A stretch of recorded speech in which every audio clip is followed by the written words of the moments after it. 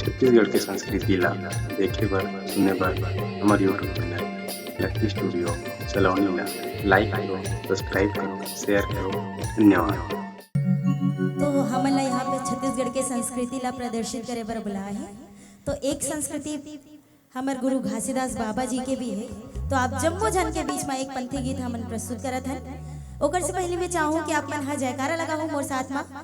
बोल दुर्गे मैया की, बोल घासीदास बाबा की, बोले संत राम की। ये घासीदास घन गोर गुरु पग बंदा कर जोरे,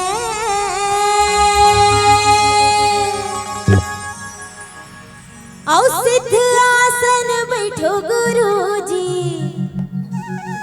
बंदन झोका मुरे। ये पग बंदा कर जोर होते हैं सतनकाल की जय, होते हैं सतनकाल की जय।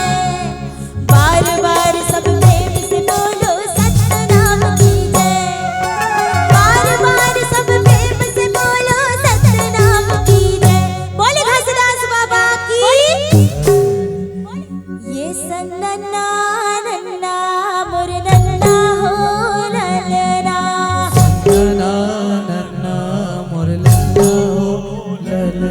ये सन्नना नन्ना ललना मोर ललना, सन्नना नन्ना मोर नन्ना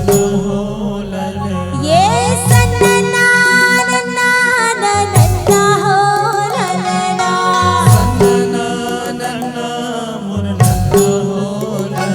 ये सन्नना नन्ना ललना हो ललना,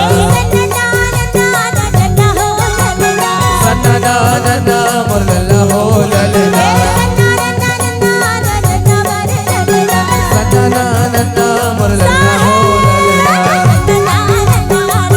ये सन्नना नन्ना ललना मोर ललना।